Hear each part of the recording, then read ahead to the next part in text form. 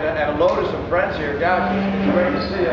A lot of things happening in the world today. I won't take you through all of it, but unfortunately the president has thrown our ally Israel under the bus today.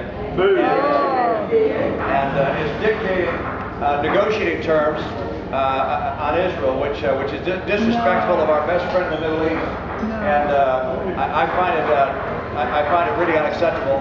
And violated actually one of the first principles of American foreign policy, which is you stand by your friends. Amen.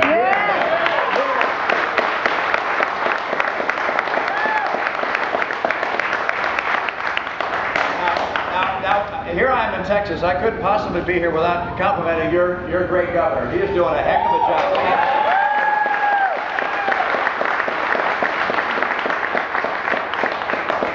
The nation can learn a lot from a governor who says, you know, if you want to attract good jobs, you got to keep taxes down, you got to keep bureaucracy down, you got to get education to work for the kids, not just for the teachers union.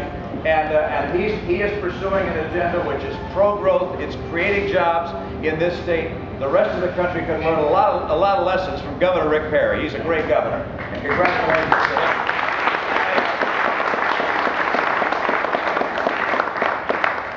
I wish President Obama would pay more attention to Governor Perry. You know that? Because the president's done exactly the opposite. The president seems to be following a different course. I mean, his idea is, well, it's more European, in my view. He's like Europeans, when the economy's in trouble, he wants to spend more money and borrow more money. And like the Europeans, when energy's a problem, he wants to raise the cost of energy with cap and trade. Like the Europeans, well, with healthcare in trouble, he decides to try and put the federal government in charge of the healthcare system.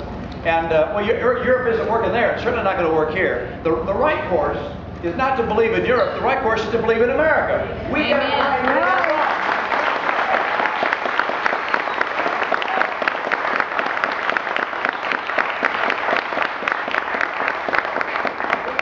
The American experiment was right. The American experiment said that freedom and opportunity would apply to our ability to select our leaders, but also it said that we could choose our life's course. We could decide if we wanted to go into one job or another kind of job or live here or there. We had freedom of opportunity. And by virtue of that choice that our founders made, people from all over the world came here and come here because this is the land of opportunity. And when Washington decides to try and put its power over all of us and tell us how to live our lives and what kind of health care we can have, what kind of health care we can't have, they're violating the principles of freedom and opportunity that have made America America. And we won't let it happen. Yes.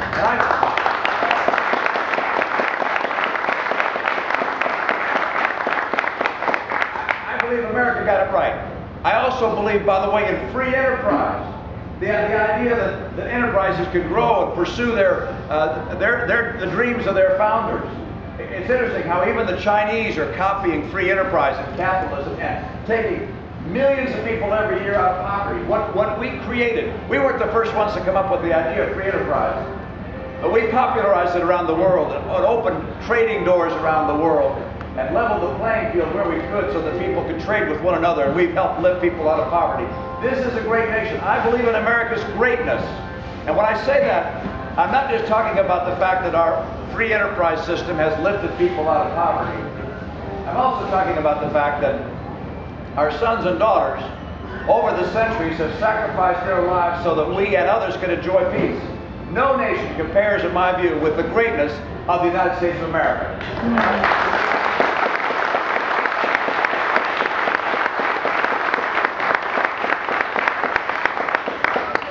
Say this too, which is I have come to respect the quality of the American spirit. I know it's fashionable in some circles to be very cynical about Americans right now and to talk about all of our problems as if they're insoluble. Our problems can be solved, and the American spirit is well and strong. And I say that in part because of my life experiences. 25 years in the private sector. Some people wonder, why is President Obama having such a hard time creating jobs? I think it helps to have had a job to be able to create a job.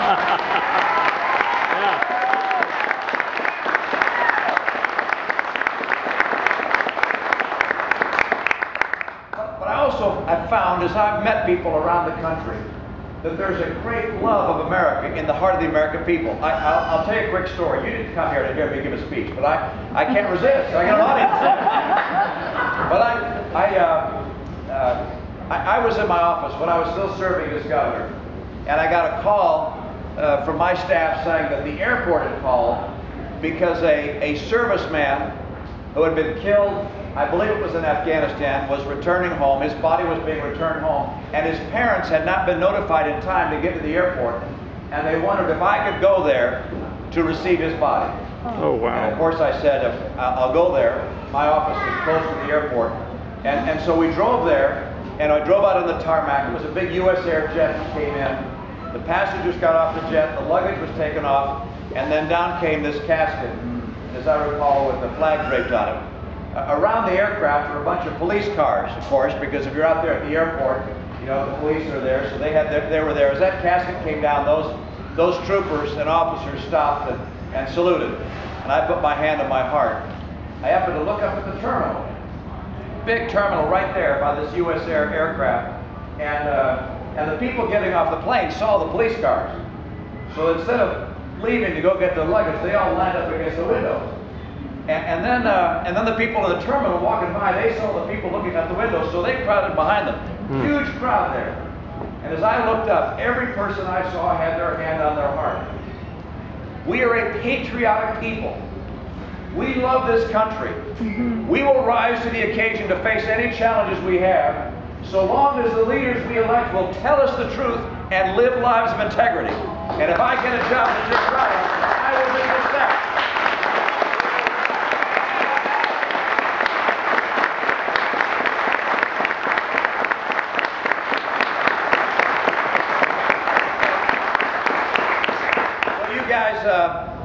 Go back to having lunch and go back to work, get a little money today so you can pay your taxes. No, you don't pay taxes. No, I'm kidding. You don't have an income tax in Texas, do you? Not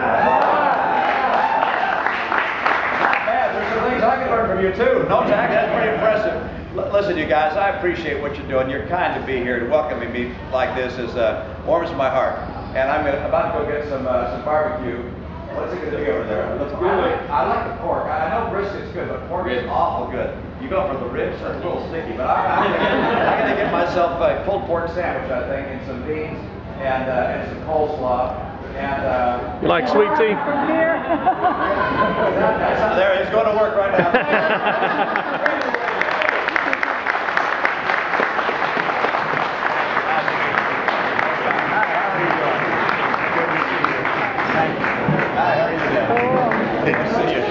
Hi there, how are you?